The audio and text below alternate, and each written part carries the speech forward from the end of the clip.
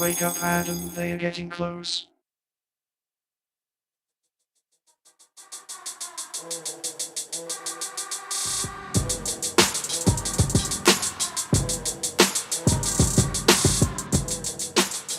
All right, what is going on, guys? It is Adam, a.k.a. Marf, and this is Marfoogle News. To get right into it, we do not support the independence of Taiwan. That is, of course, Blinken stresses U.S. commitment to the one China policy.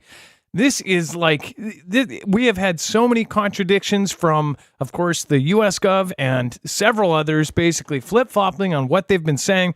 And now it says that we do not support the independence of Taiwan. Blinken reaffirms U.S. commitment to the one China policy during high-stakes meeting with Xi as Beijing rejects U.S. request for more contact between the two militaries. The United States will not support Taiwan breaking away from China, Secretary of State Anthony Blinken has said, amid a series of confusing statements by Joe Biden and the issue.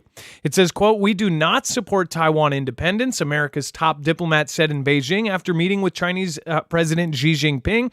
"We remain opposed to any unilateral changes to the status quo by either side." Did something just happen? Again, for somebody who's covered over the last week now, Microsoft being hit hard, and we talked about a massive attack that happened since, I believe, June 15th. That happened, of course, not very much coverage on that. Comcast went down in several cities in the U.S. and all over the world. We had internet issues with Spectrum and Cox and others, and all of them were telling the people that they were affecting that, oh, this is just a local regional issue. But of course, on Twitter, you could see that people around the country were having issues. So that, again, is speculation because, again, they have said, oh, you know what they want to tell Seattle, Kent, Renton, the South End here, that a homeless man, this is supposedly what they've been saying all over our local media, is that a local man basically climbed up and cut three main cords that cut internet for basically 2 days. And we're not talking about just internet. We're talking about landline phones. We're talking about, obviously, the phones that are based on internet, and then the whole cable. Usually if the internet goes out, it's just the internet, but the hardlined actual cable, that never goes out. In fact, I've never had it go out here. But the whole thing went down for everybody. There was a Facebook group made out of it over a day. It was like the complaint hotline or something for everybody that lived near me to complain about how they didn't have internet. So, of course, we still had cell phone. We still had everything else. But it was like, it was a huge, huge outage. It wasn't just a couple hours. It was many, many hours. And at that same time period, we had outages all over the place. One thing I think of is like all of a sudden now, overnight, they're just not supporting Taiwan now. They're going to completely flip-flop on what they're saying. Did something happen? Or was there a threat of something happening? Did they know of something that was going to go down? Again, I just wonder how this just flip-flopped overnight. Basically, they said that they were going to even destroy the plant if they give it to them. Now, it sounds like what I have also speculated would happen as well. Are they just going to let them get Taiwan? Are they going to not have to fire a single shot and then take over, and then the U.S. makes some sort of business deal to get chips from them? If you think that that is the option, then realize how much the U.S. will be basically underneath China's thumb for these chips. So if they are saying that Taiwan is going to be a part of China and that is where all the chips are made, you better hope that we make our own very, very fast. So it says that Taiwan views itself as distinct from the Chinese mainland with its own constitution and elected leaders. Well, that's probably going to come to an end. Beijing sees it as a rebel province of China. Blinken's remarks come after President JB appeared to depart from Washington's long-standing one China policy. The commander-in-chief has twice suggested since entering office that the U.S. would come to Taiwan's defense if China ever invaded the island, angering Beijing. Biden's own aides had twice walked back those comments, insisting that Biden had misspoken.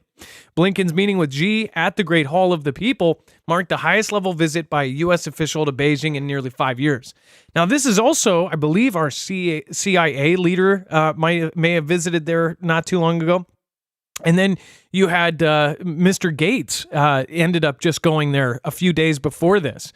So did they all have dinner together or something? I don't know, but something changed. We'll talk about this and much, much more. We're going to talk about a story later that it doesn't seem that any Western media is covering whatsoever. It's in international, it's in Hindu news, it's of course, pretty much anywhere outside of the U.S., Europe, and Australia. It's covering it.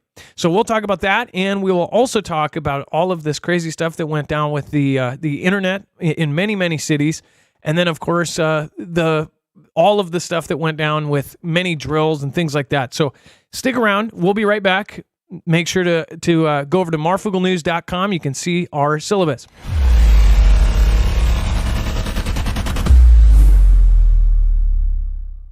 Nothing in this show should be considered legal, medical, or financial advice. The views of the callers can differ considerably and do not necessarily reflect my opinion, Dex's opinion, or anyone else who works with the show. You should always do your own research and consult with professionals. The internet is full of fake news, so please take everything with a grain of salt. If you have not already, it helps us out if you end up going through any of our affiliates, and it helps you out if you end up protecting yourself against cybercrime. NordVPN is one of the best and one of the easiest to use. If you do not have a virtual private network, it protects your IP address, which is your online identity, which actually connects to your real address and everything else. It also connects to you. If you know anything about how they are data logging and basically getting your profiles down, you can prevent that by having a VPN. Nord is, again, one of the easiest. Download it. It's like an on switch and off switch. All you have to do. Go to marfooglenews.com/VPN. Not only will you get a giant discount on this, but you will also be helping us. I appreciate your support, and I appreciate everyone that goes through any of our affiliates. I can't say thank you enough.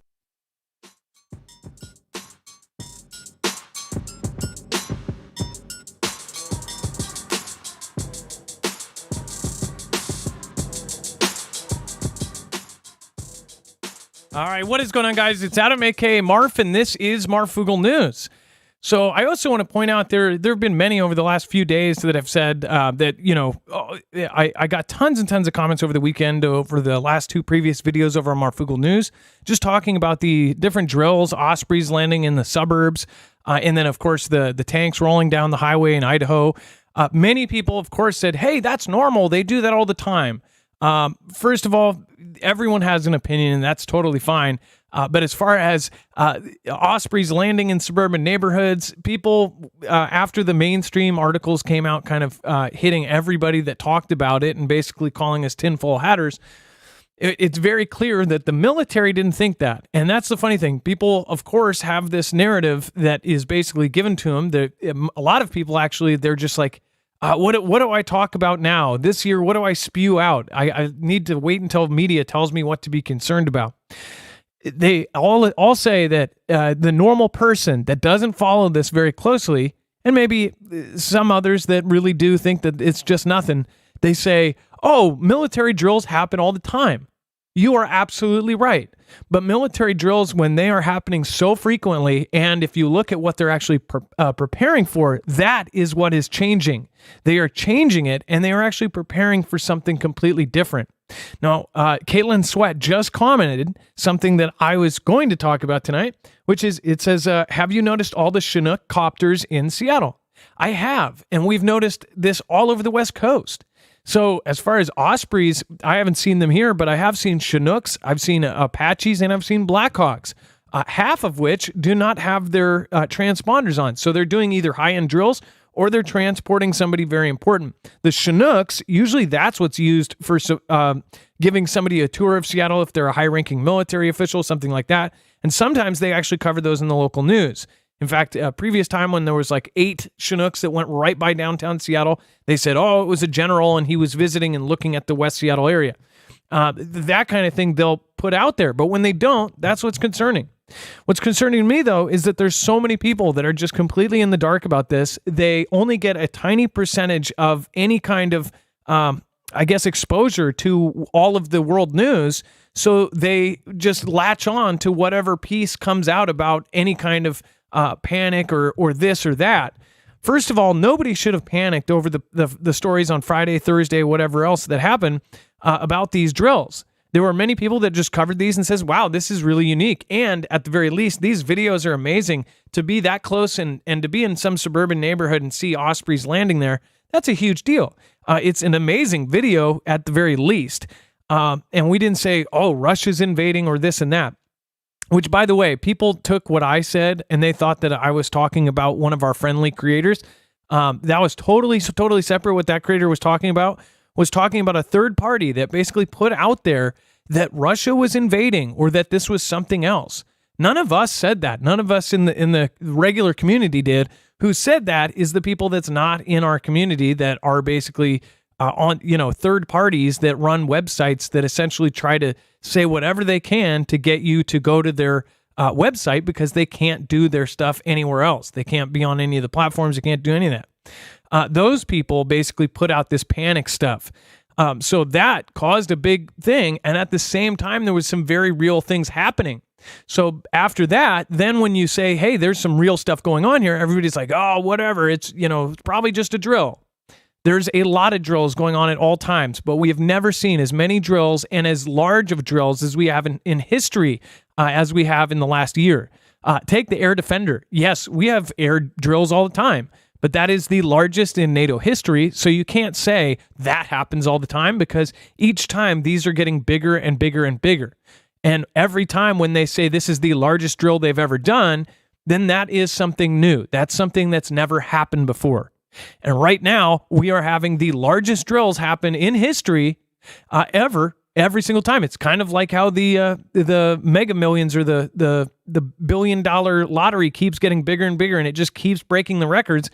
We keep seeing this with the military drills and the things that they're preparing for. So as we go on, I just want you guys to remember, we are in a crazy scenario right now. And regardless of whatever Blinken and all of these people are doing and all of the world governments, look at the actual things that are happening right now. All of the countries are separating. They're all trying to come to some way where they can essentially separate from the world system. If you look at BRICS and everything that's going on with that, it's pretty hard to say that that's going to happen without causing some sort of world turmoil. You could look at China both ways. You could say that the U.S. is encroaching on China and that they are going to go to war to stop that. Or you could have the opinion that they are trying to encroach on us and to take over the world through other ways. And you would still come to the conclusion that something has got to crack here. But then things like this throw basically a stick in the wheel. So this is really, really weird.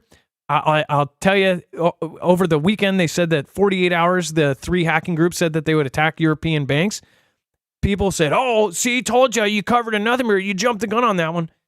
No, we don't know what happened. We reported a serious threat from 3 serious hacking groups, and we don't know what actually happened. But we do know that at the same time period that was supposed to happen, there was definitely some cyber events. And that much is being, I believe, minimized by the media. So something went down there, and even if we're allowed to cover, if there's a massive threat to our system, this is a prepper community, so we always look at what possibly could happen, not what has happened. We look at all of the possibilities as well. So there's a lot going on. If you're new here, remember you can go over to marfooglenews.com and you can find every single article, tweet, video, picture, document, including the news videos that we just did. Of course, breaking tanks on their streets, Ospreys, that's what I was referencing, and then the tank update. That had nothing to do with some of our friendly creators. Just want to let you know, both of us were kind of caught off guard by that. People thought I was talking about a specific creator. I sort of was, but not the one that people thought. So people went over there and were basically thinking that me and him completely didn't know about each other's videos. So don't worry about that. If you know, you know. If you don't need to get involved because it was literally nothing. But yeah.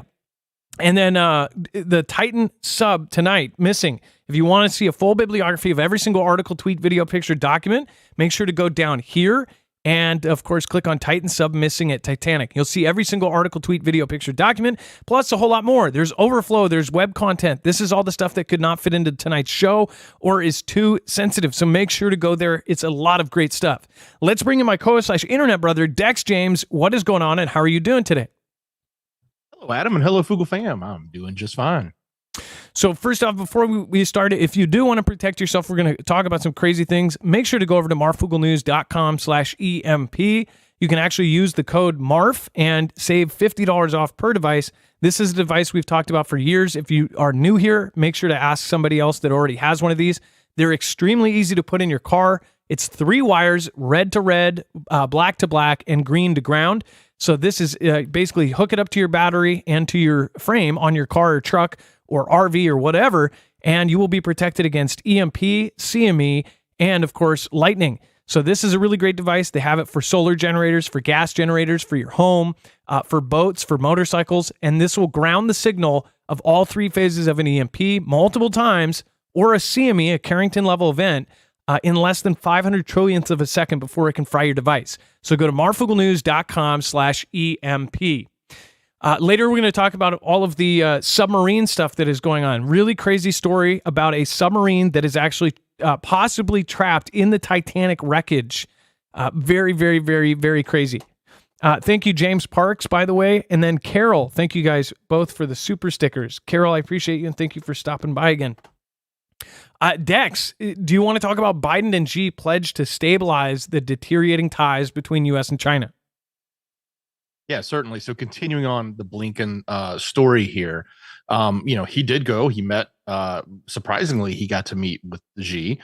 They shook hands, and he made the statement that you read previous to that. But they also had a long discussion, and I don't think it was necessarily with him and Xi, because he met with the other highest ranking official for like 3 hours before he actually met with Xi. But ultimately, they made a little progress, if you want to say that, in the sense that they both came out of the meeting saying, hey, we had a good meeting and we, want to make progress forward. But the most interesting thing is that he wanted to solve the military to military communications. And he came out of that meeting saying it was not resolved. We still don't have military to military communications. So I don't know if maybe, his statement that he made coming out of the meeting, which you read in the prior article saying that, we support the one policy was, another act to try to get them to start communicating with us, or something else. But yeah, the meeting was not a complete failure in their eyes. On both sides, they both agreed it was, there was some progress. But the one thing that he said going into this that he was really trying to resolve was this lack of a hotline, or even the ability for our military to call them and them answer the phone. They don't do it. They won't talk to us anymore. They basically shut us off a couple months ago. So that's probably one of the biggest things that we were hoping, you would expect to come out of this, especially when, leaders get together and talk. But yeah, it just didn't happen. Yeah, for them to not have that kind of communication is still wild. A lot of folks do not know what is actually going on with China and the U.S., whether some in our government are actually kind of siding with them. You, of course, have corporations and huge companies, the same companies that people are talking about all the time about being in charge and changing things in our world as far as everything that happened in 2019. A lot of it leads back to basically 3 giant companies that combined, their GDP has more money than possibly all of the countries in the world besides China and the U.S. In fact, just BlackRock has a higher GDP, is number 3 in the world. If BlackRock was a country, there goes U.S, China, then BlackRock, then all of the other countries of the world combined do not match that of that one company. So I couldn't imagine if you combined BlackRock, Vanguard, and all of the others into one. I bet they could beat the U.S. or China or Russia or whatever, but not Russia, by the way. Russia's nothing. Russia makes as much GDP as just New York does. So don't even think about that. And they spend half of it on the military. But as far as the companies that are involved, those companies are also involved with all of these world events. You saw these companies directly go to UKR and visit with Mr. Zelensky. You saw these same companies work with Mr. Gates, and Mr. Gates is now going to Xi's house, or Xi, wherever they met. So it's like everything is interconnected and interwoven, and we're supposed to... Somebody says, well, if you waited for the facts and didn't speculate, you would be better off. The thing is, by the way, and they were talking about the Osprey stuff and that, the facts are exactly that it was a drill. What are the facts? What are facts? Do facts come from the mainstream media? Do we wait until mainstream media puts something together and packages it up and says this is what fact is, and then they don't actually verify what they're saying, they don't give you any information, that just doesn't make sense to me. And if you don't speculate, essentially you're not going to ask any questions about anything. That's, I think, what they want you to do, is not speculate, not question anything. They want you to wait until they tell you what it is. That's just my thought. What's yours? Let me know in the comments down below. Speaking of which, thank you, Kenny Cams. Kenny, nice to see you again. Always nice to see you over on Twitter, too. Thank you for being active over there as well. If you do want to follow me over there, go to @Marfoogle. And then Chinese military tests advanced 055 destroyer Dalian on evacuation mission skills.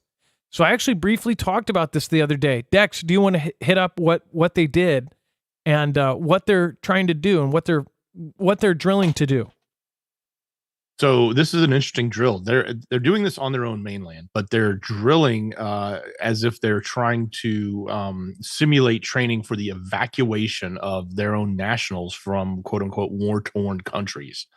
So this is an evacuation drill. How do they pull their people out of an area like Taiwan or any other location that they may be in the midst of a conflict from?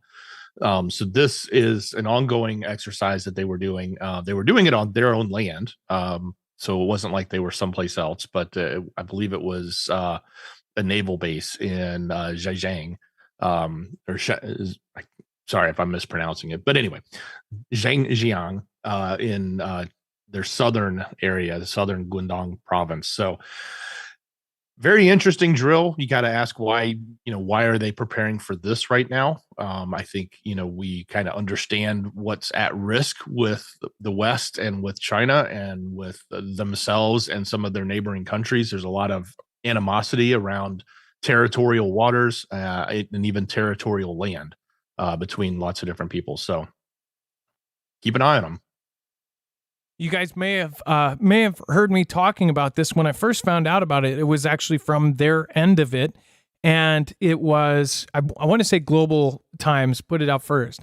And the reason why this is important is no one else really covered this for at least 2 or 3 days. Mainstream media did not cover this, and they don't. I don't know why they don't cover some of these major drills that China does, because it directly pertains to who they say their number one adversary is the U.S. They're telling their people that we are their biggest adversary, that this is essentially so what they're practicing for. And since we're so involved, we cover everything Taiwan here in the U.S., but they don't cover this. Obviously, they're practicing for a scenario like a Taiwan scenario where they take their Chinese nationals out of Taiwan. I mean, it's pretty obvious. And as far as these drills, look at how the drills morph into what the most probable scenario is. When they drill for things, they're drilling for what they statistically, they map all of this stuff out. They don't waste time. The militaries of the world, really, in fact, most of the militaries have copied the U.S. in the ways that they drill. They drill for the most probable things. They don't sit there and spend days on end drilling for something unless it's something that's highly probable. So when you look at these drills, you say, well, that means that this is something that is probable or a possibility. As far as landing planes on our U.S. highways, this is a drill to do just in case all of our airports get struck or all of our military bases with runways get hit all at the same time. It's a very unlikely scenario, but it is a possible scenario, and that's why they drill for it. But when you see the drills of the world really go towards a certain subject, this is the exact same thing that happened before World War II and World War I. If you take World War II, Japan actually drilled over and over and over again, basically doing the same thing that they did in Pearl Harbor. They actually practiced in an area that looked just like Pearl Harbor. They practiced because they had a very small fleet compared to ours, so they basically had to make it count. So they drilled in an area like that, and some actually knew about it before it happened. And as far as that goes, they use areas that look like it. Well, look at China now. China has been practicing for 2 or 3 years now. They have actually practiced out in the desert with full-size replicas, or at least the same shape size as a U.S. destroyer, a U.S. carrier, and essentially they fly by and they target these systems. So they're practicing taking down our Navy. Then they actually made a life-size replica or a copy of the Taiwanese capital, and they've been drilling, taking it over every single day. So when you see things like that, you go, okay, that's what's the probable scenario, is that they are practicing to take out a certain thing. This is what has happened before every conflict. They drill for what they are most likely going to do. So when you see these things, a lot of things are just not lining up right now. So you got to go with your gut. You have to go with your instincts on this one, because we're going to get facts and we're going to get this and that. Yes, there are some things that you can verify and you go, okay, that is true. But one thing we know from the last few years is we've been lied to so much, it's not even funny. And if you wait about 3 or 4 months, those facts that they had put in writing and in hard copy, they said, this is the white paper of what facts are. How many times have those changed over the last 2 years? The things that they said, this is absolutely true. I mean, there's compilations of them saying things publicly, though, even as high as the president saying, this will not do this to you. If you do this, you won't get this. And then it changes, right? It changes in a week. So we have seen history be rewrote many times right in front of us. And this is why people are like, how can we even really take history books for this? I just read a stat, and this is insane. A professor that put this thing out on Twitter. 87% of the current students in high school and younger, 18 and younger, they basically know they know almost nothing about history.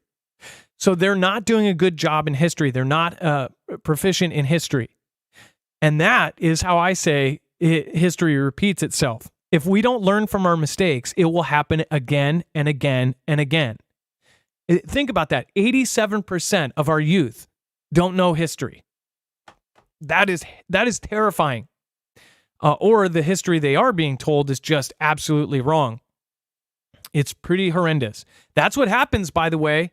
Do you know if you've ever seen the show? Oh my gosh, what was that show? Something Castle. Man in the High Castle, where it's an alternate reality where Germany and Japan won, right? They show them essentially take out all American patriotic symbols. In that show, they take out the Statue of Liberty, and they take all the statues out. And they basically say they're doing it to erase the memories of anything patriotic, and then they insert their memories, right? Some believe that that's something, that's kind of what's happening right now, or at least that's what they think. What do you think? Let me know in the comments down below.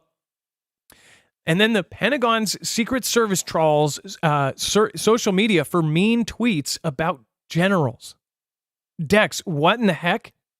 So if you insult the generals, then you're in trouble? Basically, what's happening is, for starters, if you didn't know, there is this Secret Service like group, the U.S. Army Protective Services Battalion. But apparently, Mark Milley, I guess, is supposed to enter retirement later this year. And one of those perks is getting that type of personal security detail, which typically would cover, the kind of threats that you would expect from a high ranking, profile figure. But one of the things they recently added to their purview was to monitor social media. And it's not just to look for threats like direct, indirect, and veiled, which they're going to do, but they're also going to identify negative sentiment regarding the general or any generals that they protect. So kind of an interesting, take now from our military that this is what they're doing. They're going and they're starting to monitor what we say on social media about the generals. Strange world.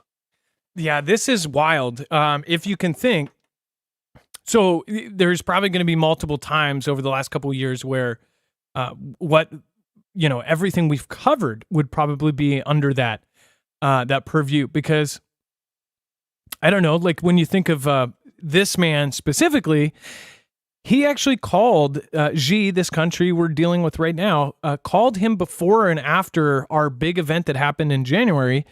And he called, I believe, on the 8th and on October 31st or something like that, 30th, whatever it was, called before and after. And during that time period, besides the whole J6 thing, there was this big thing that was in news constantly that, Donald was going to push the button and launch a nuke at China. I don't know why. It was totally manufactured. It was something that was just wild. But basically, he said that he talked to his counterpart, the equivalent of him in China, and said, "Hey, buddy, you know what? If we launch a surprise attack, don't worry. It has to go through me in the line of everything. They have to go through me, and then I order it. I'll make sure to give you guys a call first before we do it." Many people said that that was treasonous, sedition, whatever you want to call it.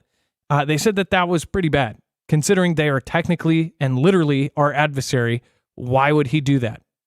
Well, people actually cheered it on because the people that hated our last president, they basically said, they clap, clap, clap. Oh, he's stopping the orange man bad. They stopping it. But at the same time, how do you negate something like that by the hatred of somebody else? Like, that was something that just shouldn't be done. If this was any other scenario, he would probably be in Guantanamo or something. But unfortunately, things are just different now. Now, as far as that goes, is that a mean thing to say? I mean, it's the truth. It's the facts that they put out there, right? But, in general, I don't even want to say that now. In general, though, a lot of these guys have, the ones that have stuck around have basically done what they've been asked. The military's changed a lot in the last few years, if you haven't noticed. Completely changed everything from their core foundation up.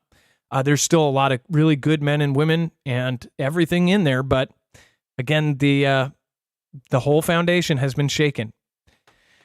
European investment bank hit by cyber attack after Russian hackers vow to bring down financial system. It says a European investment bank, EIB, has been hit by a cyber attack suspected to have been orchestrated by Russian hackers days after threats to bring down the Western financial system. The EIB spokesman confirmed it was currently facing a cyber attack affecting the availability of some of its websites. The spokesman said EIB was addressing the issue.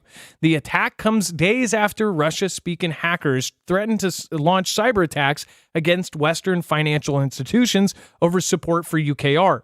A group of Russian-speaking hackers last week said in a post on Telegram that they would rebuff the madman according to the formula: no money, no weapons, no regime. The hackers claimed to be from the Internet, and which was best known for knocking websites offline through so-called distributed denial of service. Now, in this actual threat, they said this will not be DDoS. This isn't just DDoS attacks. This is something else. So for those comments that said, "Oh, no, you jumped the gun. You said that By the way, whenever we cover something like that, we're not saying in 48 hours these systems are going down. We're saying, and we said, that this group has threatened that. That's exactly what we said. We didn't say end of the world is coming. We said, if you're in Europe, I would highly recommend that you have a side plan, because if this does happen, it's going to be very bad. Now, as far as this isn't the big thing that everybody's expecting, but one thing I want to point out is if something big does happen, like if it's really big, and I don't think it has, but if something really big happens, guess what they are going to do? They are going to try to minimize it as much as possible to not cause panic. That is 101. I mean, they know this. They're not going to try to cause, mainstream panic all over the streets. Now, I don't think the big one has hit.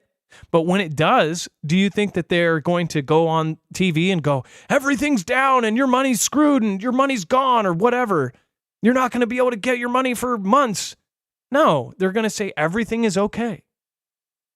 Dex, do you disagree? I mean, are they going to come out? If something major happened, what are they going to try to do? Well, of course, you're going to want to minimize panic. This is the last thing you need in the banking industry is a bank run. And again, if that happens, don't run to the bank, because it's not going to solve the problem. You should have already had, some of your money available, not all of it, because you don't need necessarily all of your money to survive for a short period of time, but you also don't want to have that risk of having all of your savings on hand, because it's a lot to secure, potentially, depending on how much money you have. If you're broke, it doesn't matter, right? Some of us who live paycheck to paycheck, but I would say, they don't want panic. They don't want people to react that way. No, they don't. And the EIB is the European Union's development bank and is owned by member states. So they were going after very direct places there. And then a Russian spy chief flags suspicious UKR nuclear activity. So again, one of Russia's top spy masters said on Monday that he hoped that the UN nuclear watchdog and European Union would look into Ukrainian nuclear activity that he said might signal Kiev was working on a, quote, dirty boom boom. So this is a sensitive one because that in particular, those same agencies we were just talking about, it will filter out in their little computer system and they go ding, ding, ding. It's insane when you talk about the BOMB word, the word you never say on a plane. Sergei Nashikrin, the head of Russia's SVR Foreign Intelligence Service, did not provide documentary evidence to back his assertions. The UKR Defense Ministry did not immediately respond to a request for comment. Kiev in the past has said it takes responsibilities for nuclear power very seriously, while accusing Russia of recklessness when it comes to the control of the Zaporizhzhia nuclear power plant in southern UKR. Naryshkin, in a statement, said that his service had information that a batch of irradiated fuel had secretly been sent from the Rivne nuclear plant in western UKR for disposal at a spent fuel storage facility in Chernobyl. It said that he said the action, which Reuters said that could not be independently verified, was suspicious and could only be explained by Kiev intending to create a dirty boom boom, combining radioactive material with conventional explosives. Russia has previously accused UKR without providing evidence of planning to use such a dirty boom boom, amid fears that the both sides that fighting around Zaporizhzhia nuclear power plant, which Russia forces seized a few days after invading Ukraine early last year in what Moscow calls its, quote, special military operation. So, again, we cover both sides. They say that they are trying to do some sort of dirty bomb, and of course, Kiev says that it is not. And then Moscow bizarrely claims U.S. plans to drop mosquitoes with malaria onto their troops. It says a senior Kremlin general claimed that the U.S. plans to use drones to unleash malaria-infected mosquitoes onto the soldiers. Lieutenant General Igor Kirillov, head of Vladimir Putin's Russian radiation, chemical, and biological protection troops, bizarrely said that the aim is to infect soldiers so they become ill or even perish. Previously, when Russia has made outlandish claims about the West or UKR, it means that they plan to do that particular thing themselves. So is this a setup for a Fantastic Freddy where all of a sudden UKR soldiers are saying that they release some sort of bio thing? And then again, what do you think happens if they say world media says Vlad releases something, a bio attack that's above and beyond cruel, just absolutely messed up war crime type of stuff? What happens then? Does that speed up them getting into NATO, which is a big topic right now? Does that gain international support for everybody to go, oh, this is horrible? Kind of like many times where people have gotten involved after, say white phosphorus or some sort of horrible thing gets involved, and they show you that, a little village with, all sorts of young ones running around, and they're all, horribly messed up. And then instantly they get international support. Is this something like that? It seems like there's a lot of setups for things like that to happen. Dex, go ahead. Oh, this is definitely an interest. If there's any reality behind it, no matter who's doing it, if somebody is actually weaponizing mosquitoes, and I know we've seen that done not for weaponization, but they've done a lot of genetic things and genetically modified mosquitoes and released them for various purposes. But if they're doing this and doing some sort of weaponization of that would be a totally new thing in the battlefield, so to speak. I don't know that we've ever seen this.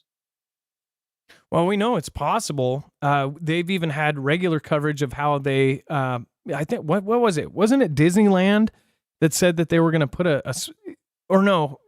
was Florida, I think, that they were going to genetically modify the mosquitoes to do a certain thing.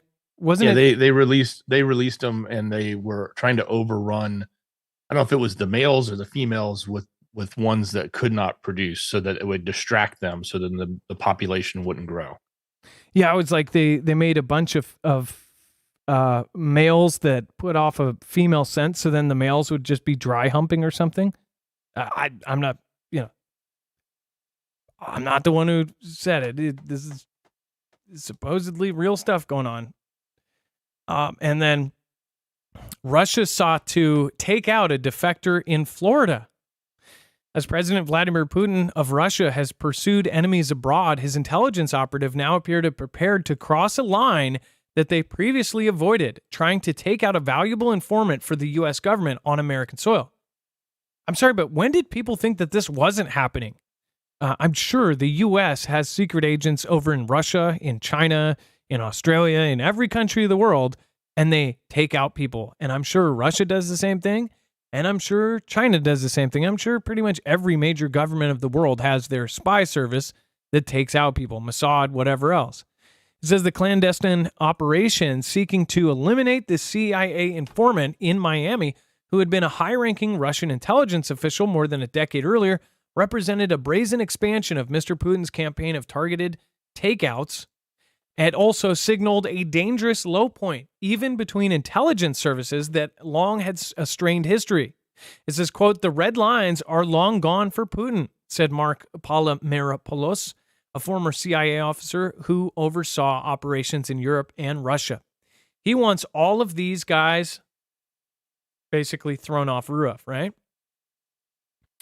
The takeout failed, but the aftermath in part spiraled into a tit-for-tat retaliation by the United States and Russia, according to 3 former senior American officials who spoke on the condition of anonymity to discuss aspects of the plot meant to be secret in its consequences. Sanctions and expulsions, including top intelligence officials in Moscow and Washington, followed. We've also talked about the many tit-for-tats, at least what they're publicly telling us is happening. So these, basically, this happens, then that happens, then this happens, and that happens. Now we are on eggshells because there's not much communication now. It says the target was Alexander Potiev, a former Russian intelligence officer who was disclosed information that led to years-long FBI investigation that in 2010 ensnarled 11 spies living under deep cover in the suburbs and cities along the East Coast. They had assumed false names and worked ordinary jobs as part of an ambitious attempt by the SVR, Russia's foreign intelligence agency, to gather information and recruit more agents. You know what's crazy is that, so this is straight out of the spy movie, right? These are sleeper cells. Do you think that they don't have a ton of these right now everywhere? And I get it that every time, like, the internet accuses everybody of being one. Especially in our niche, everybody accuses everybody else of being something. I've always had this thought, like, you guys give a lot of credit to certain people, and it's like everybody accuses everybody. I don't honestly think there's that much, but then again, after some of the stuff that I looked at, apparently there are a lot more than you think, and specifically from Russia, China, and Iran. Iran has probably the most. And that was something I found interesting. They have a ton of sleeper cells. So think about this. Your neighbor that throws a barbecue every Friday could be one of these people, right? But also your neighbor who is straight up, Steve goes diving on Saturday. He could be one. Or Bob that wears socks and sandals and goes to REI. He could be one. Maybe his Subaru has a hood that flips over to Batman guns. You never know. But again, this is something that is pretty crazy because people don't really believe this stuff happens until it does. Every single person on the news, when somebody gets hurt in their neighborhood or some bad event happens, they all say, "I just can't believe it happened here in my quiet neighborhood." It always happens in the quiet neighborhood. And it always happens to you. And that's the thing. That's why preppers prep. Because we know eventually this roulette table is going to land on us and something's going to happen to us. So pretty crazy stuff. A deal was reached with the Obama administration sought to ease tensions. 10 of the 11 spies were arrested and expelled to Russia. In exchange, Moscow released 4 Russian prisoners, including Sergei Skripal, a former colonel in the military intelligence service who was convicted in 2006 for selling secrets to Britain. A bid to take out Mr. Potiev is revealed in the British edition of the book Spies, the Epic Intelligence War Between the East and the West. Well, it's coming out convenient timing. Obviously, there's a bit of kind of a red scare on both sides, China and Russia right now. So probably going to see this pick up. Dex. My biggest question about this is, like we all expect this is happening. It happens. It's part of what the whole clandestine, the whole, intelligence agency and all that kind of stuff. They do this stuff from time to time. They don't, not every day, but pretty frequently. So why is this being reported in the news? What are they trying to set us up for to hear? Because typically when these things happen, it's an accident or it's unknown or it doesn't even get mentioned in the media at all. Like it gets hidden so that nobody talks about it, which that happens all the time too. So, but now they want to bring it to the forefront. Are they setting the stage so that when something does happen in the coming days or weeks, then it'll be in our mind that, oh, this was not expected or this was coming from Putin, etc. Yeah, I mean, just look at how the timing of all of the things they put out, especially when it's an op-ed or it's an older story that's brought to light, or if it's something completely unrelated.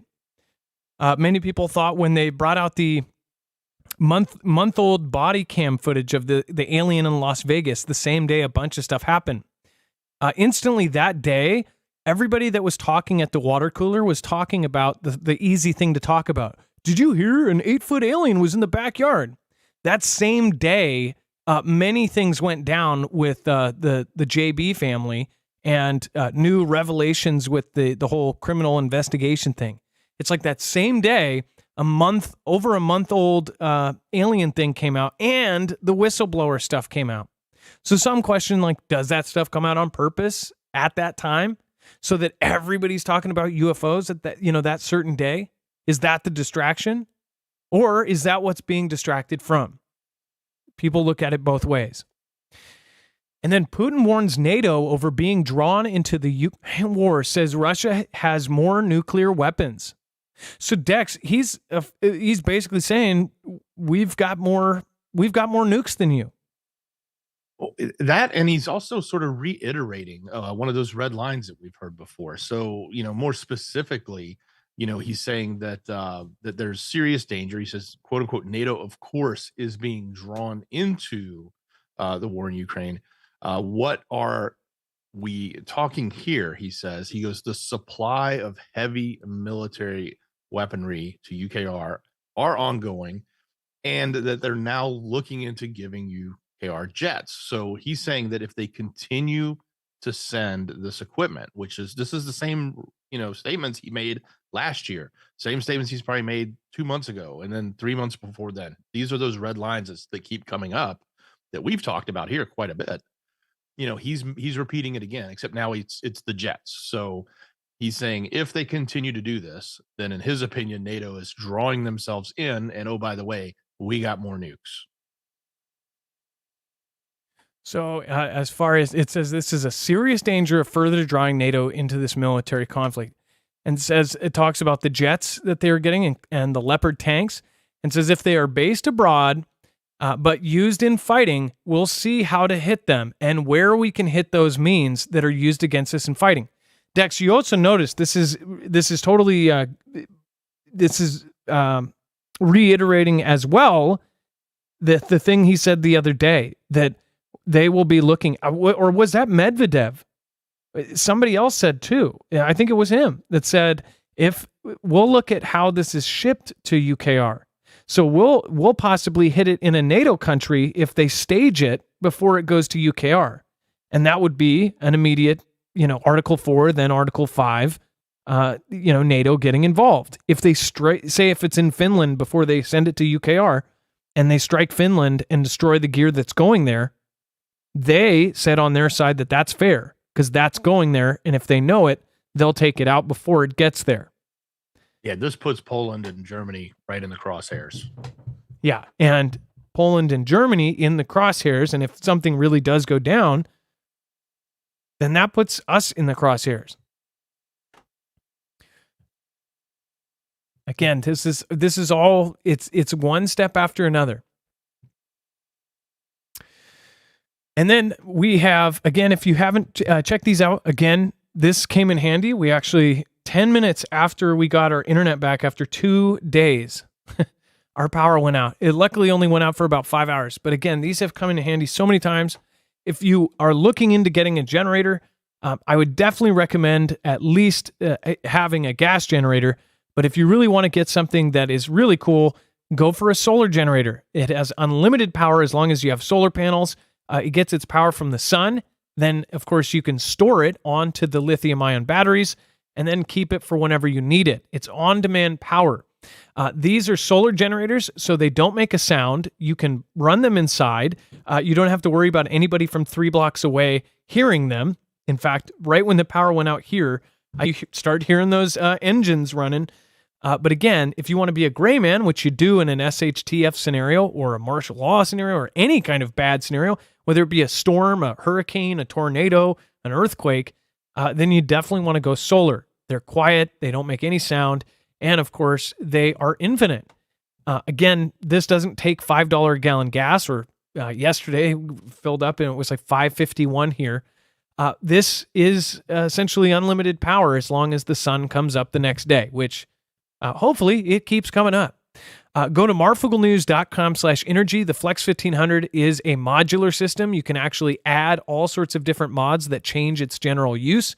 They work like Legos. They literally stack. You can actually expand it up to 96 batteries.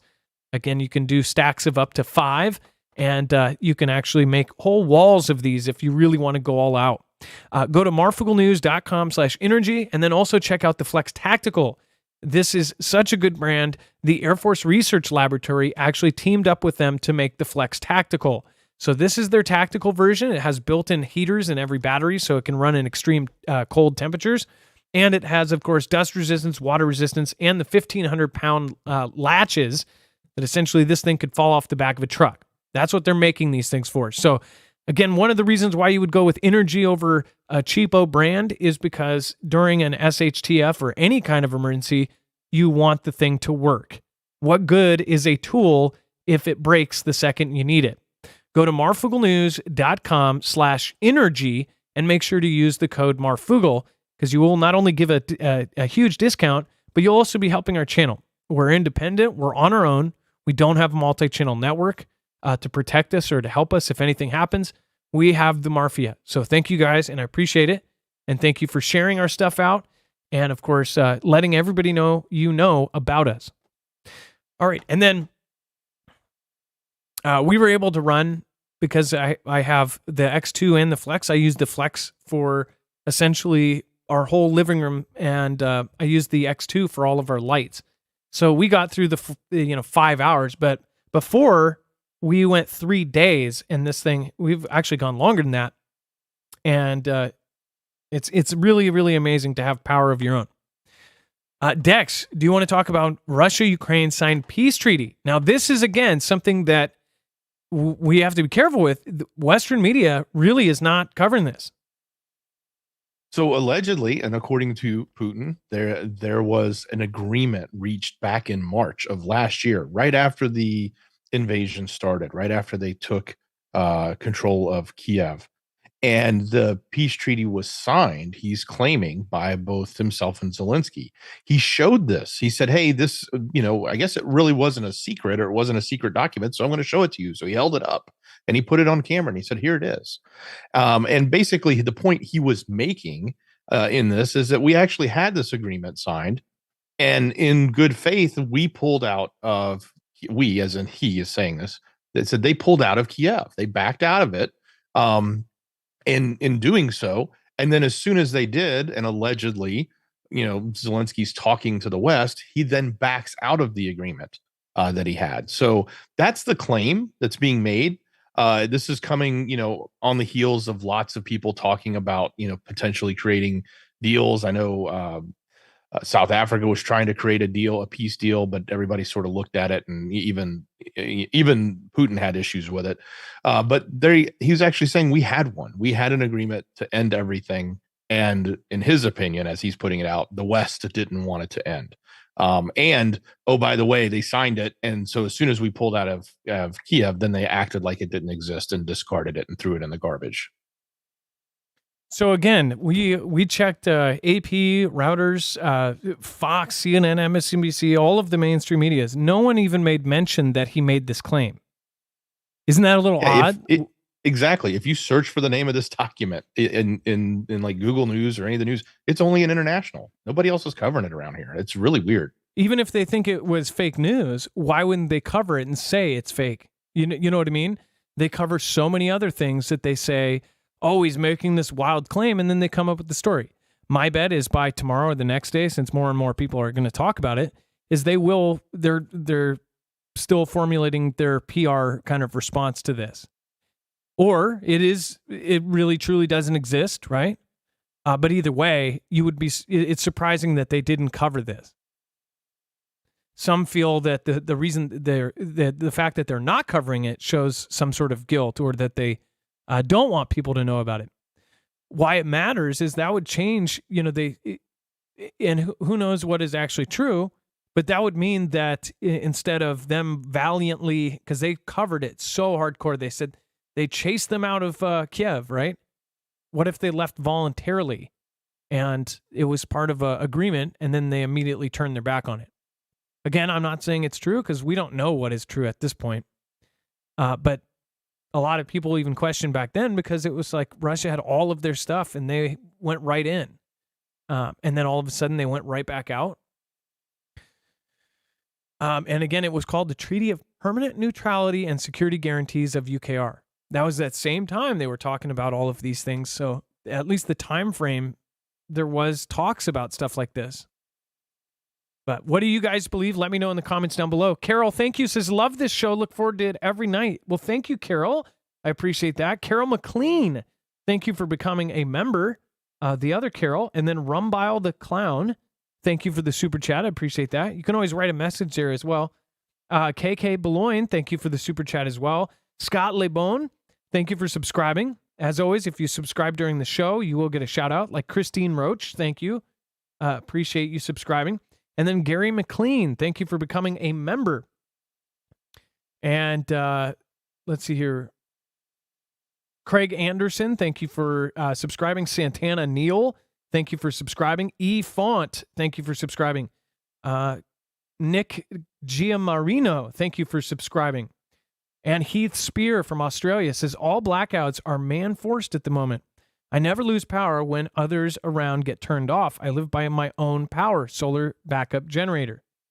Heath Spear, I bet that it's crazy. What's weird to me though is how hard they're pushing solar in some areas, but it's their solar, right? It's their system and their kind of setup.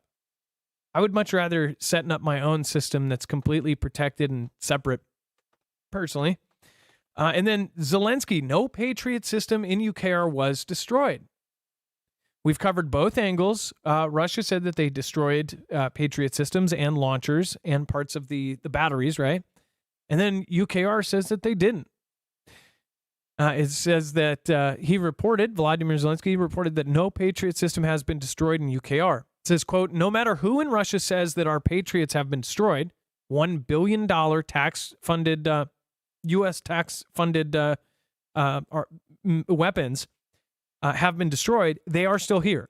They are working. All of them are shooting down Russian missiles, and they are shooting them down as efficiently as possible.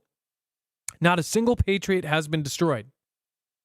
This definitely makes us feel good, and I hope it's true, because $1 billion went into each one of them. And $1 billion is a lot of money, especially when it's paid for by us. Zelensky said that during the week, the UKR Defenders of the Sky carried out more than 100 group airstrikes against occupiers' positions and rear. It says almost 36 missiles and about 50 attack drones were destroyed in 7 days. I hope they don't use the, do you guys know, do they use the Patriot system for drones? I hope they're not using $4 million missiles for, $20,000 drones. I know in the beginning, their previous surface-to-air missiles, They were using a $500,000 missile to knock down a $20,000 drone, or sometimes even cheaper, a small $10,000, $5,000 drone, which is pretty crazy. And you could see how that would run down our money and our supplies very fast, whereas it would not run down the enemies. It says the 96th Kiev Air Defense Missile Brigade of the Air Force, thank you.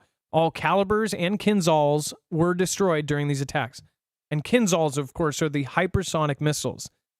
This is a recent claim that has been claimed that the Patriot system not only knocks down regular missiles, but also their new supposed hypersonic Kinzhals. What is it, 10 times the speed of sound or something like that? So a lot of people are doubting on both sides which side is true. What is your opinion? Let me know in the comments down below. One Mon Army, thank you so much for subscribing. 2112, thank you again. Appreciate you. Cat Juart, thank you for subscribing. Nice to see you. And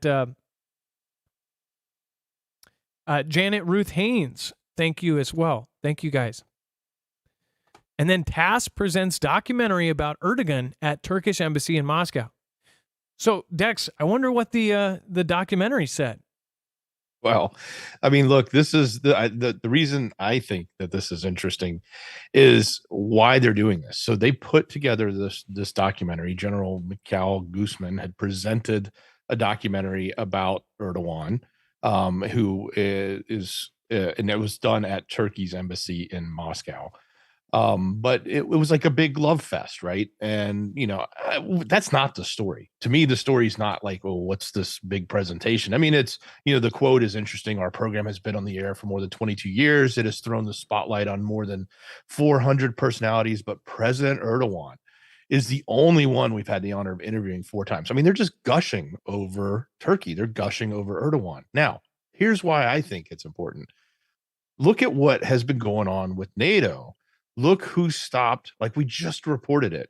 NATO failed to meet an agreement on how to respond to attack from Russia. Who stopped that? Turkey. Sweden wants to enter NATO. Who stopped that? Turkey. Okay, but here we have, the one of the generals and the media agency and all of that in Russia putting together this big gushing love fest of, documentary on how wonderful Erdogan is to them. Days after everyone questioned, like, oh, it kind of seems like Turkey's on Russia's side here, right? It's all about the timing. Seems like that would make logical sense. Or that's how it's being painted, so we think that way. Let's see here. NATO opposes freezing Ukrainian conflict, says Stoltenberg. It says that NATO is against freezing the conflict in UKR and agreements on Russia's terms, the alliance's Secretary General Jens Stoltenberg said on Monday. It says that we all want this conflict to end, but just a peace cannot mean freezing the conflict and accepting a deal dictated by Russia, Stoltenberg said during a visit to Germany, according to NATO press office broadcast. This is the NATO chief's first statement since talks in Kiev and Moscow with representatives of African countries who proposed an initiative to resolve the UKR conflict based, among other things, on the idea of ending hostilities. According to Stoltenberg, the UKR has the right to liberate its own land. A counteroffensive is now underway. The NATO chief said the more land the UKR people are able to liberate, the stronger their hand will eventually be at the negotiating table. Basically saying, we want them to get as much land as possible and then negotiate and then go to peace. So at the end of it, technically, under what he's saying is, heck, they could gain back a little bit, but still actually lose parts of or they could actually lose parts of their country and then eventually negotiate and everybody goes back to peace, but Russia's bigger or possibly smaller. Stoltenberg also welcomed Germany's efforts in providing military, financial, and humanitarian aid to UKR, as well as its recent decision to, quote, deliver another 64 Patriot missiles to UKR. And Dex, it doesn't clarify This is not the system. This is missiles, right? Because remember that story we covered a few weeks ago saying that they would have, at some point, they would have, it's a realistic thing to have 50 Patriot systems. They're just talking about missiles, right? Yeah, I think that's just reloads. That's not. I just thought of that. Billion and those aren't batteries. They would call the entire setup of the satellite, the other radar system, and then the multiple launchers. All of that is a battery. That's what's so expensive. These are just the missiles that go in there. I just had that thought remember about a week ago or a week and a half ago, they said, we don't think it's unrealistic because UKR was basically saying like, we don't think it would be unrealistic if we got 50 Patriot systems, right? And everybody's thinking like, that's $50 billion more dollars. That's a lot of Patriot systems. What I said is, I bet you they're going to get them because everything they have said that they're going to get, they got. First, it was anti-air and defensive weapons. Then it was tanks. Now it's jets. Then it was Patriot. Then it was, I don't know which came first, Patriot system or tanks. But, each one, they said, we're going to get it. And then they're eventually going to get it. It says the NATO chief also pointed out that the NATO summit in Vilnius was set to bring UKR closer to the alliance and provide it with a program of defense supplies for years ahead. The decisions we will take in Vilnius will bring UKR closer to NATO, he said. At the summit, members will address UKR's membership aspirations. Allies are working on a multi-year package of assistance for UKR. We are also working to establish a new NATO-Ukraine Council to jointly consult on security issues of mutual concern. He also recalled that the summit in Vilnius should strengthen NATO defense, including the deployment of significant military forces in the east of the alliance. Dex, go ahead. I mean, look, he's telling you right there. It is clear as day. They don't want peace. If they have peace, then they can't do all these things. They can't create a multi-year package of defense equipment if there's no need to have defense.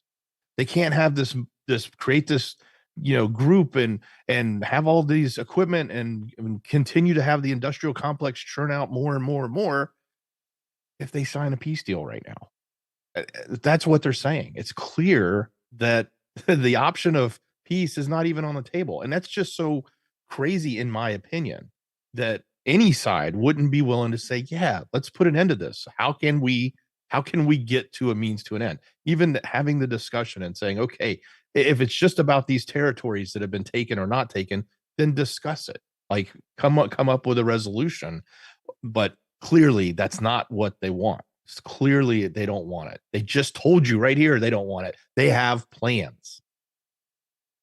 And getting into NATO is not just the easiest thing in the world. They have certain requirements, and NATO UKR does not meet those.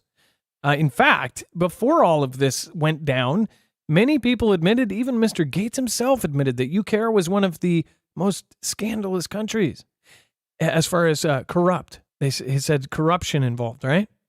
And as far as this goes, they're making a NATO UKR council. Right? Is this a way for them to basically have them work alongside them without actually letting them in? As far as I believe Sweden and Finland, they actually met all those requirements. They just didn't want to be in it. So theirs was a much faster track. Sweden, of course, still not in NATO. And that's because of of course, Russia gushing over Turkey's objections to it. And Erdogan, who we've had so many scandalous things come out about that. And then South African president's bodyguards bring 12 containers of weapons to Poland. This is, again, according to this, it says the security team of South African President Cyril Ramaphosa has tried to unload 12 containers of weapons in Poland, Polish media reports said.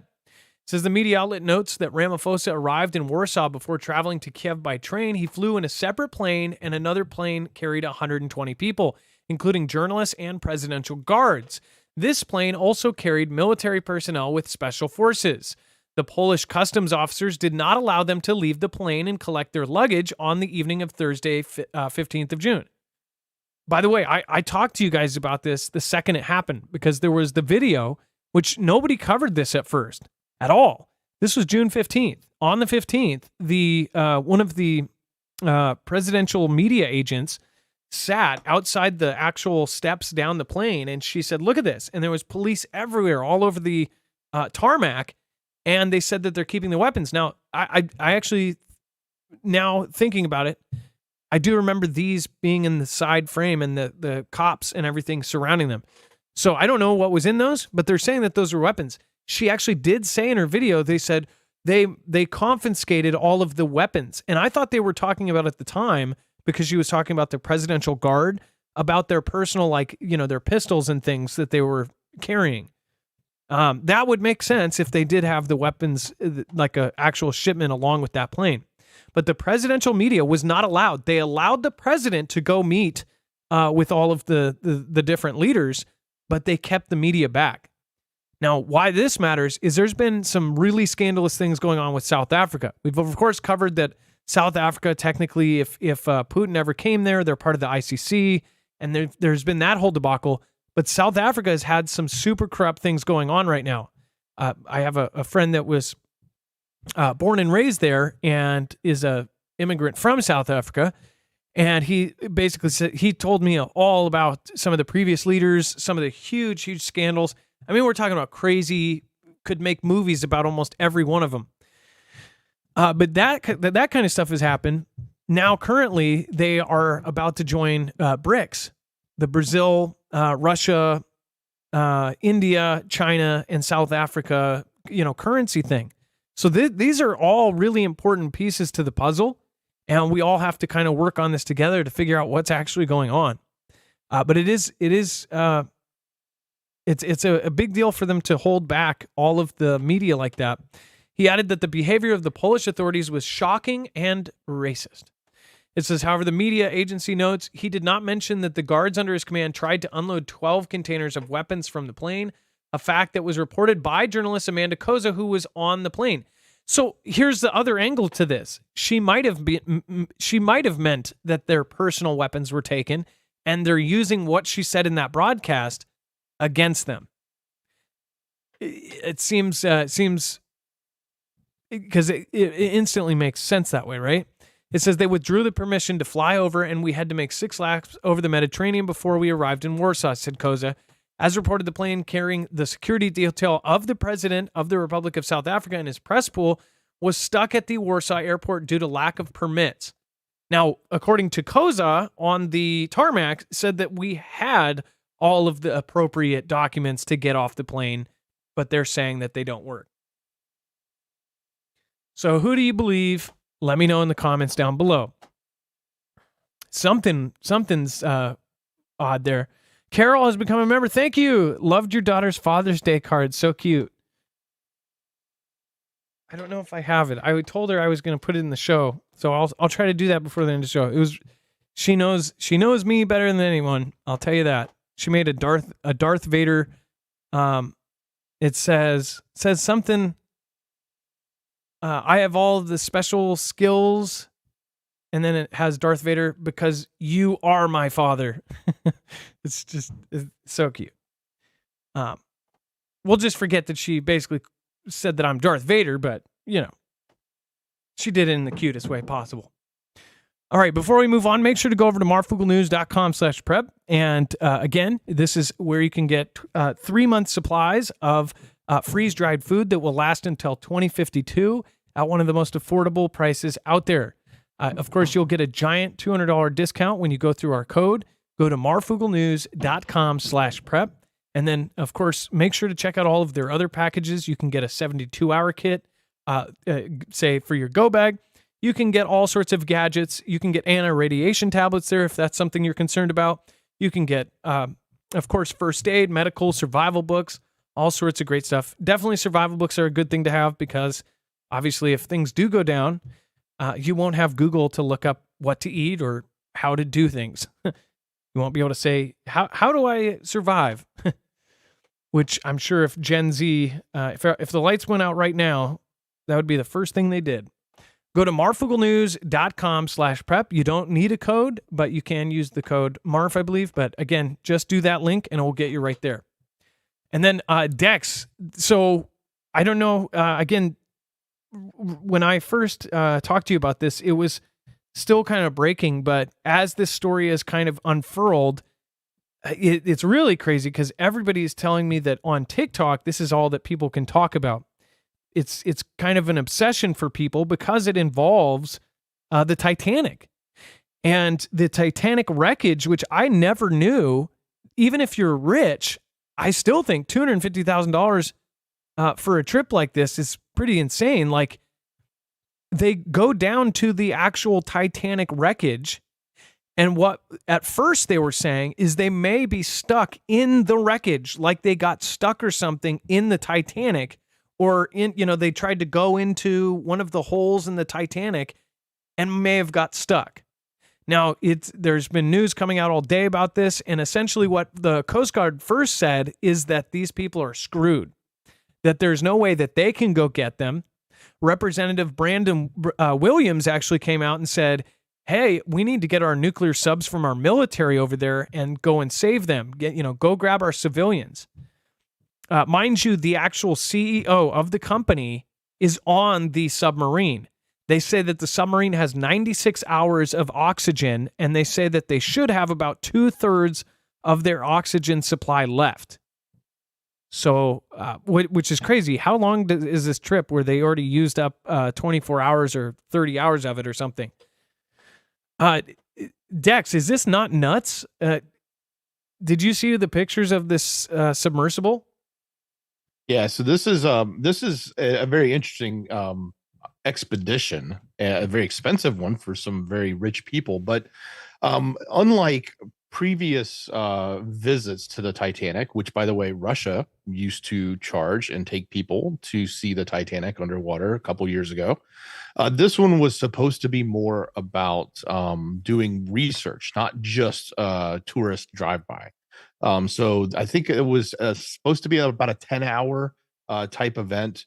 It typically, from some of the research I've read and listened to, they say it takes about 2 hours to get to the bottom, because they basically do the spiral and they just slowly descent down to the bottom. It takes them about 2 hours, but they lost contact with them at about an hour and 45 minutes in. So, after that, all this other stuff is complete speculation, because they have no idea where it is. Nobody can see it. They haven't been able to detect anything on, with surface type radars. They've got plane radars up. Of course, they're trying to bring in anybody they can, but the first thing they have to do is find it. They can't figure out how to salvage it if they can't find it. Because, without knowing where it is and what state it's in and how they would actually go about even attempting to get it, I think is the biggest challenge. And that's why even the Coast Guard, which is out helping right now, along with other people and other government agencies, navies, et cetera, are trying to help find it with any equipment they've got available. But until they find it, they don't know what kind of rescue they're doing, if one at all. I mean, unfortunately, it could have been something like the hull of it got damaged on the way down and depressurized, and it could have been over at that hour 45-minute mark. We don't know. Nobody knows, and they're still looking.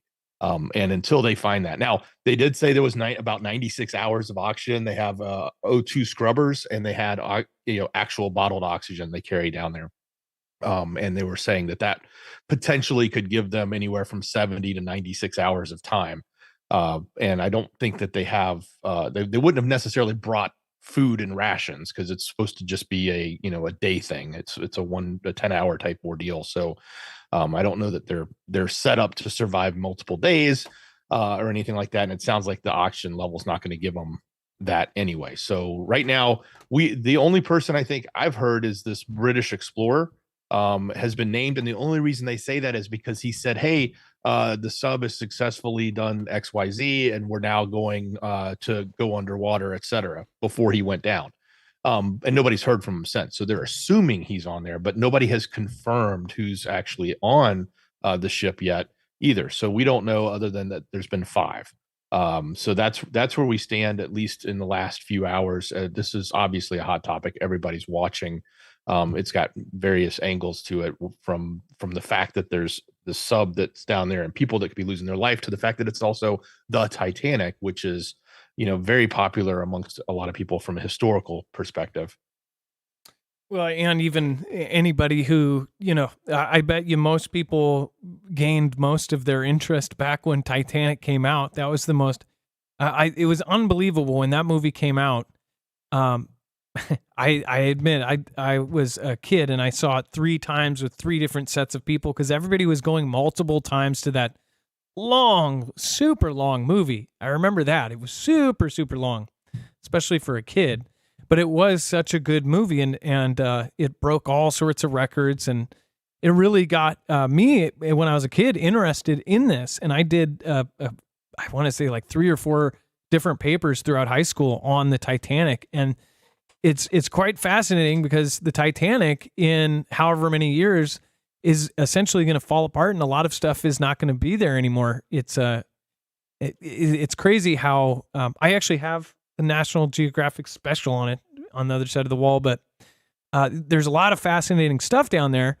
I didn't know that this was a some sort of mission that may be studying it, but some of the craziest things I didn't realize that say if you did want to pay $250,000 that you could do something like this.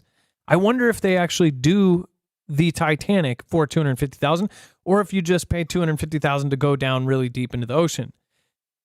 From what I knew is like the Titanic is in a place where you really need some special gear. For years, they couldn't even do this. The governments couldn't do this because of the depth and where it is and how difficult it is. Now, rich people can essentially pay $250,000 and go on this trip. Can you imagine doing like a 10-hour day trip for $250,000? That buys you a house in some parts of the USA. Buy a house or go on a 10-hour trip. They're Rich Gilligan's Island. I mean, like, that's nuts. This is my worst nightmare, being caught in a enclosed space underwater. First of all, I hate the ocean and it creeps me out because of another movie, Jaws. But second, submarines, like being underwater and being encased in that, and if anything goes wrong, you're done. I don't think I could even if it was like somebody was like, hey, come on this Navy nuclear submarine, I don't think I could do it. Even though those are probably the safest out of anything, I don't think I could do it. I just couldn't. I got paranoid at the Disneyland one that's like on a track and goes like a foot underwater.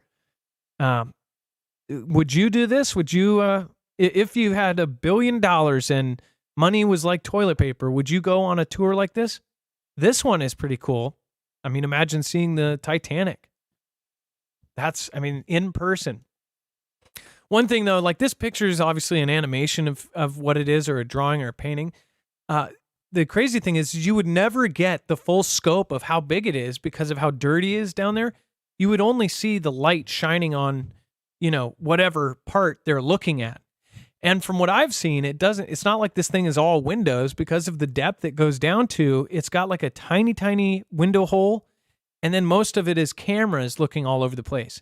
So I wonder if that's part of why they got stuck, is because those cameras, maybe something was in a blind spot. There's holes in the actual Titanic. If you go in, there's parts where they can get to other parts. But as they've said, it's been dangerous over the last few years because parts of the Titanic have collapsed. And in one case, one of the submarines that was it was autonomous. Nobody was in it. A part collapsed behind it after it went through because of the actual pressure that the back of the submarine put off, or the waves, or the air shooting back behind it, collapsed part of the Titanic behind it. So I wonder if these guys were trying to really explore and go in there and screwed something up and got stuck. But we'll find out. And again, it's always changing, so we don't know what will happen tomorrow. But it is quite interesting. If you want to find out more, go to marfooglenews.com. You can find all of the articles for tonight's show, and of course, find a link to all of the crazy story behind this. And then West Nile virus cases, positive samples detected across the country. West Nile? Geez. Health officials around the country are reporting cases of positive samples of the West Nile virus. In Iowa, the Department of Health and Human Services announced Friday that the first case of West Nile virus infection were reported this year in an older adult, 61 to 80 years. It says the case was confirmed through a test at the state hygienic lab. Warm summer weather means Iowans are spending more time outside, which increases the risk of mosquito bites. Bites from infected mosquitoes are the primary method in which humans are infected with the virus, the department said. It says in the first week of June, Nebraska's Department of Health and Human Services said its first human case had been found in the Three Rivers Public Health District and that the individual had not been hospitalized. It says data from the Centers of Disease and Prevention showed that there were 13 cases this year across the U.S. as of June 13th. Those cases were reported in Oregon, Arizona, Wyoming, Nebraska, Illinois, Louisiana, Georgia, South Carolina, and Pennsylvania. Of those, 4 were reported in the Copper State. The agency showed more than 1,125 human disease cases in 2022. The Harris County Public Health Mosquito Vector Control Division confirmed that the mosquito sample had tested positive for the virus in the Texan County. The positive sample was collected from a mosquito trapping site in the Southwest 77005 zip code. So, by the way, if you are in Texas in the 77005, I would definitely wear that anti-mosquito repellent. In response, the division would activate evening spray operations where the sample was found in and surrounding the areas beginning Friday night. Our comprehensive mosquito surveillance program is key to identifying the presence of the virus in our community and the guides our control efforts to help us better protect our residents. West Nile virus has been in our area since 2002. Yes, the comprehensive mosquito surveillance program. I wonder if they watch the mosquitoes' Facebooks too.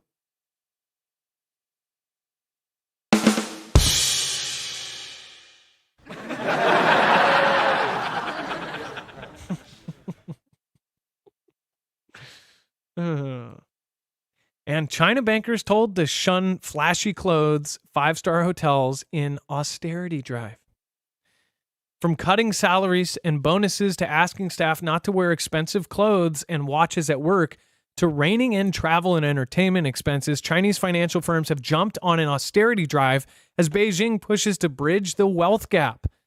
The steps come as authorities vow to clamp down on corruption in the country's $57 trillion financial sector as growth in the world's second largest economy weakens, with youth employment hitting a record high.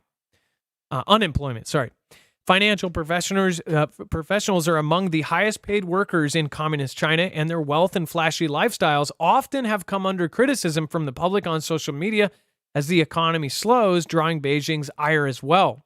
China's top graft-busting watchdog earlier this year vowed to eliminate ideas of a Western-style financial elite and rectify the hedonism of excessive pursuit of high-end taste. Literally anything that could be slightly connected to Western style, they want to get rid of. From flashy clothes to anything on TV that resembles American TV to even some movies.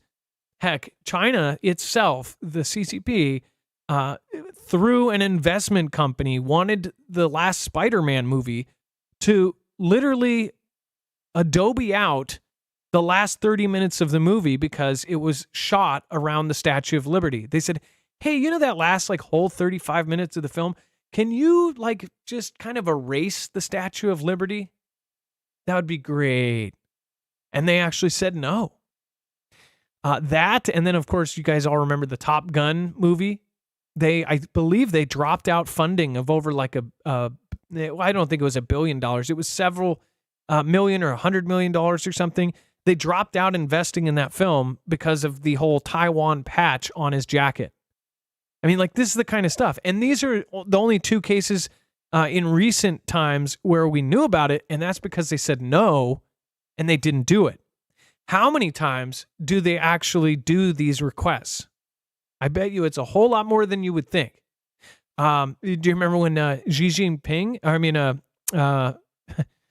his best buddy, John Cena, if you don't know this, and I know there's some probably hardcore fans of wrestling and John Cena, but if you still are, make sure to go check out the apology video he did, basically begging China for forgiveness. And his crime was saying that Taiwan was a country, not stating it as a political belief, just accidentally saying, "Oh, well, really cool country, Taiwan." And that was about to get the Fast and Furious movies, I think, banned from China. So he had to go, so sorry, the Chinese people are great people. Taiwan's not a country. A lot of people made fun of him. He was all over social media for weeks with that one. Dex, go ahead.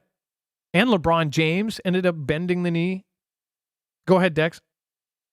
Yeah, do you see like maybe a future coming where there's a uniform and you have to wear it? Like you're told this is the kind of clothes you can wear, because this is what's happening at the state-owned bank. One of the large financial institutions there is literally telling the employees they cannot bring a handbag to work if it's a luxury brand. They cannot wear a suit if it's a luxury brand. They're being told now what they can wear. They're being told they cannot post a picture of a fancy dinner on their social media account. So this is pretty extreme, I think. Extreme is for sure. I'm so sorry to hear about that. Let's see here. What's that? James Moreland.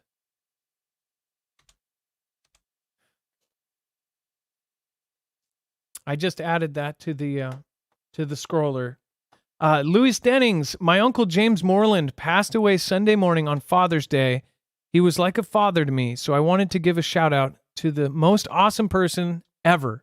Thank you, James Moreland, for being my best friend and uncle. Louis Dennings, my aunt and uncle pretty much took over for my parents when they passed, and I know exactly what you mean. And I'm so sorry that you lost him on Father's Day. That's really horrible. I am so sorry, and I'm sorry for your loss. James, I'm praying for you that you're up there looking down on us, and you're looking down on Lewis. Ray the Way, learning from the past with the Titanic, there's no automatic distress beacon if anything bad happens. We definitely have that for downed drones. Oh, you mean like for the submarine, right? Well, yeah, why didn't they have something like if something goes down, is there... and by the way, they say because if they were out of it, if they went unconscious, there is some sort of safety thing where it would lift them to the top, I think. Dex, wasn't there something about they had some sort of system that would slowly bring them to the top and that's why they think that they might be stuck? I think that's what it was, because... Yeah, that sounds fairly reasonable. It's a high end. This is a very, very expensive sub. It's commercial. Millions. Yeah, commercially built for this single purpose. So to go this deep and to take a small crew down and explore and do research. So it's not cheap, and it's recent. It's only like a year and a half old, I believe. Maybe no more than 2 years old. It's a very relatively new submarine. So it's pretty high tech, I would think. Yeah, well, I mean, you would think, and they can't go up too fast because then they'll get the bends. I don't know if that matters if you're in it, but I would assume it does either way, because if a human being's in there, if they go up too fast, can't the whole thing crunch or something? I don't know. Oh, and they control it with game controllers. I remember I was watching one of the videos, the previous video, where they were showing off the unit, and they're like, look, it's got this game controller, and we move the game controller left, right, up, down if we want to move. And we've got many of these controllers down here in case one goes bad. And he threw it across the sub and hit the wall with it. He goes, and they're, they don't get hurt. They're damage proof. So we've got a lot of fail safes. So yeah, they spent a lot of money on this thing. Huh.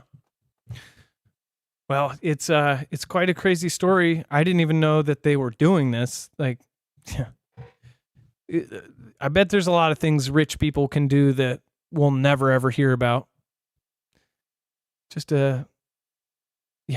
I have a sneaking suspicion that while yes, it requires rich people to do this, that a lot of that is considered donation, because this is expedition. They were doing research around like the decomposition of the ship, again, because it's being eaten away by all this undersea bacteria and stuff that's causing it to it'll eventually be gone, or not gone, but it will be like a pile as opposed to a ship that looks like it's formed in the pictures we see.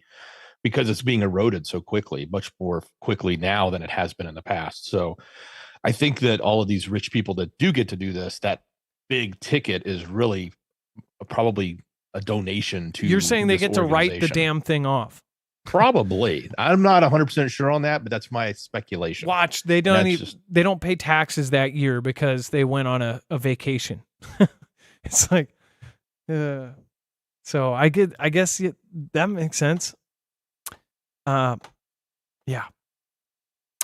And then if you don't want to be tracked or traced, make sure to go check out Off Grid. This is a great brand. We don't talk about it very often. Again, Off Grid is, a lot of people were questioning. They said, hey, what about those bags you guys used to talk about that can protect your cell phone? They actually make a small one that you can place your cell phone in. This is the same company. They used to make these for evidence bags. They used to be called EDEC, and they made these for evidence bags for laptops and for phones. So either agents would have them so nobody could hack it, or they could put something in the evidence bay and say if they took in like a laptop from a cartel member, the cartel couldn't walk up to the police station on the other side and try to hack into it and clear it. They would put in one of these to protect that. Now they use them, again, now they opened up sales to consumers, and they make them for essentially like Faraday bags. So once you put your cell phone in here, there's no signals coming off of it. So if you're concerned about nasty, any kind of radiation or anything, put it in there. It won't affect you, which some people that already have this have said that they slept better, even though they have their phone away from them when they sleep. Even putting it in the other room, they feel a difference. I don't know if that's true, but that's what people were saying. And you can't be tracked or traced or hacked. So again, they also make bigger bags, like the duffel bag basically is a Faraday bag. You can put all of your electronics in it, and it will protect it against, of course, obvious electronic disturbances or, EMP, things like that. So make sure to go to marfooglenews.com/offgrid. Make sure to use the code Marfoogle, not only to get a huge discount, but also to give us credit for that as well. Dex, let's go over the web only. And before you do that, I just want to say, like most people, I love this show, says Gary Stoven. Well, thank you, and I appreciate that. And we've got lots of crazy stuff. By the way, I put out a community post on Marfoogle News, kind of giving you a rough breakdown of what to expect this week. We are going to be doing some really cool stuff, so stay tuned. We're going to be doing a collab with Survival Living. We are going to be a to-be-announced Twitter Spaces. We are going to possibly have some sort of mod show. We're going to see how many mods we can get that we'll have available this week. And then, of course, we're going to be putting out short-form content. So make sure to stay tuned, not only here, but Marfoogle News on our other channel. Dex, let's go over the web only. Lots of good stuff here. Juicy. Very, very juicy. Head over to marfooglenews.com. Click on the thumbnail for the show. And it'll take you to this page, or go down in the description, click on the show notes link. It'll take you right here. This is the page with all of the content that we just talked about, all the sources, any of the links, tweets, anything that we've referenced, it will be here. And then in addition, you get this yellow bar or orange bar. It says overflow. This is where the rest of the story is. So we do have a little bit of the political stuff happening. So just some updates on what's, been said, what's being disclosed, etc. There, but some other interesting things going on outside of politics. So we'll just let that one slide for now. There's enough there for you. So if you want to see it go, there's that weight loss drug that I think is actually used for something else. I can't remember, but it's because it's in such high demand. People are now buying stuff online, and it's not necessarily as good. And they're putting out a warning because people are probably getting sick from that. So check that out. There's some other interesting things going on. If you didn't hear all the hubbub about the scientist and the Joe Rogan's challenge, that's covered there. A little bit of an update on Tucker and what's been going on, or at least what some are claiming with the legal potentials that are between him and Fox. If you're wondering what's happening there, some updates in what's happening in other countries like Haiti, and just the fact that they're now pretty much in all-out conflict in the streets with one another. Some would call it a civil conflict, but as we've covered this in the past, it's a lot of the country's pretty much run by these warlords, gang lords now. And so yeah, it's kind of a mess there. So if you want to learn more about that, Netanyahu came out and said that he is opposed to the U.S. doing any sort of deal with Iran, which is, especially anything to get them to stop the nukes. Why would he want to do that? I don't know. Why is he opposed to that? He's not really hot on anybody stopping what's happening because I think they want to have their conflict, and that's just my opinion. But I think that there's this ongoing struggle between both those two countries over there, where they just want to defeat the other one, and I don't know. It's frustrating, but that's going on. So take a look at that, and then of course we have some of the additional stuff that's happening in UKR. How many people have been hit here? What they're suggesting happened in this location. A psychologist was heartbroken over hearing this horrific story, etc. All of those very Ganda-ish type pieces are there. Some other interesting speculation. Some are saying could the entire universe, or if not some subset of it, actually be in a black hole, and is that what we're in? That's an interesting question that's being asked. Some other things going on with Space Force. It's covered in there. Betelgeuse Betelgeuse. If it goes supernova, they're saying it's going to have a neutrino rain across everybody, and we'll get a bunch of neutrinos off of that if you're into the science of that. And even Stephen Hawking, they're saying, wanted scientists to make black holes on Earth, and he was really talking about CERN and what was going on there. So if you want to learn about that, and there's so much more, in updates with NK and others, it's all there. Go to marfooglenews.com, click on the thumbnail for the show, scroll down to that orange bar. It says overflow. You'll find the rest of the story. Well, thank you, Dex, and thank you for your service tonight. Much appreciated. Much love. Great job, brother. Make sure to drop an M in the chat for all of the wonderful mods, which you can also find over on marfooglenews.com/friends. We have lots of great folks down there. We have Bones. We have Chance Paladin. We have CJ Blaze, Jemmer One, Lisa R. Hall, Rip Curl Readiness, RJ Harris, Ilea, and Trinity Red or Blue Pill Hi Ho Kermit the Frog here. And of course, our wonderful Wages World. Again, all of these are great channels to go check out. And of course, we have a whole nother list down there. So if you want to check out some of our friends, make sure to go check out Alaska Prepper, All Day, RA55, Bible Talk, and others. So go check them out. Have a good night, guys. And thank you. Thank you. And thank you, Stephen McMahon. Hey, Adam, I've always been a fan. Do the whole show in Bullwinkle voice. Dex doing Mr. Peabody. I will be your own John Cena. Oh, does that mean a slave or something? I don't know. Abide, thank you for the support. Trinity, Red or Blue Pill, Hi Ho, Kermit the Frog. 30 missing kids in 2 weeks in Ohio. I talked about that the other day, and it's what is that? If you have info or if you make a video about it, I would love to send people your way. I couldn't find anything on it, and I think they're trying to avoid it. And then if there's something new, send it to me. I'd love to cover it. And then Gary Stoven, Lewis Dennings. So sorry about your loss again. I'll keep that up there tomorrow as well. Ray the Way, Carol, thank you so much. And I appreciate all of you guys. Love you. Thank you, chat. All of my wonderful peeps in chat. We've got Stealth Mode, Ilea Nickelwise, Giselle Brooks. Thank you for being here. Lots of new names down there, by the way. Thank you. Rip Curl Readiness. Thank you for being here.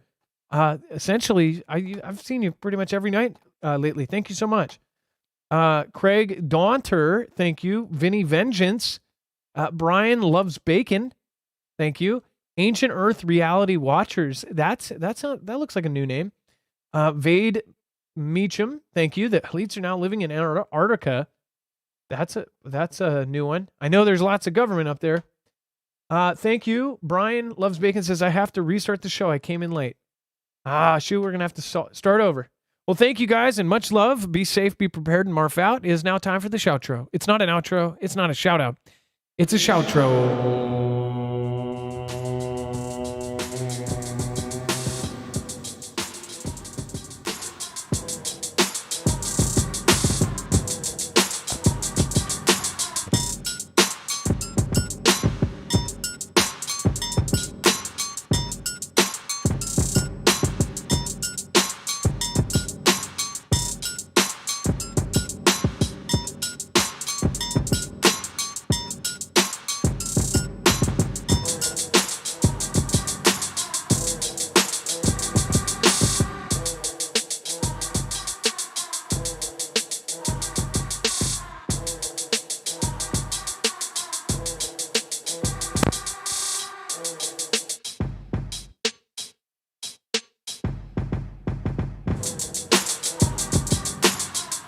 All right, thank you guys. Thank you. Stealth mode. Thank you, Reptar Hunter. Old school.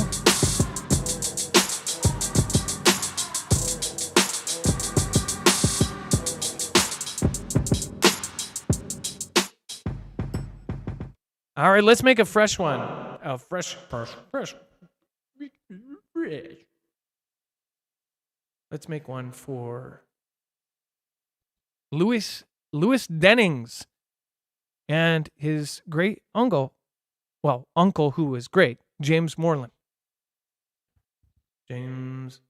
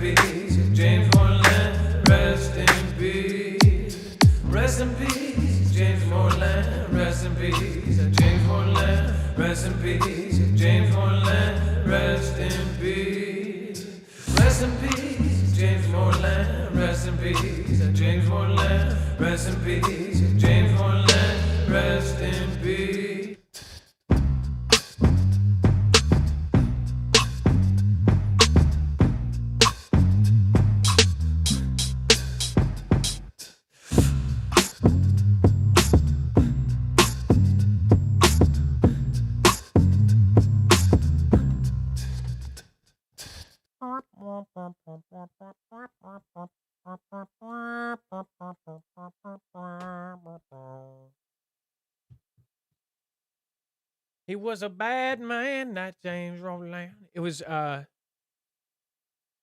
Moreland. He was a bad man, James Moreland.